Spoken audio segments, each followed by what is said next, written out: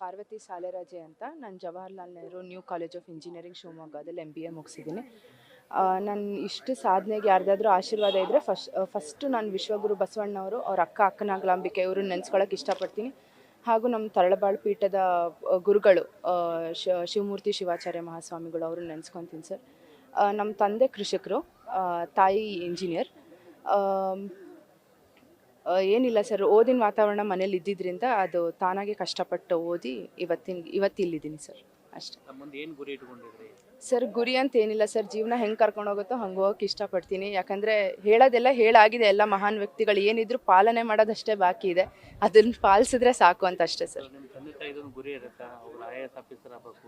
ಇಲ್ಲ ಸರ್, ಆ ಥರ ಏನೂ ಇಲ್ಲ. ಸತ್ಯ ಧರ್ಮದಿಂದ ಸತ್ಪ್ರಜೆಯಾಗಿ ಬದುಕಿದ್ರೆ ಸಾಕು ಸರ್.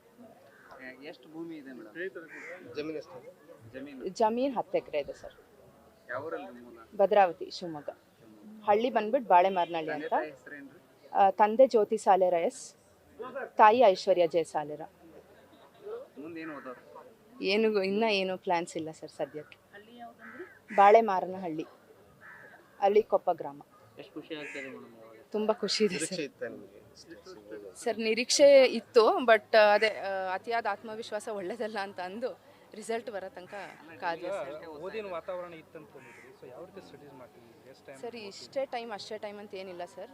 ಅವತ್ತೇ ಮುಗಿಸ್ಬೇಕು ಅಂತಲೂ ಏನು ತಲೆಯಲ್ಲಿ ಇಟ್ಕೊತಿರ್ಲಿಲ್ಲ. ಟೈಮ್ ಆದಾಗೆಲ್ಲ ಓದ್ತಿದ್ದೆ ಅಷ್ಟೇ ಸರ್.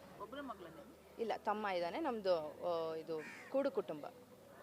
Thank you.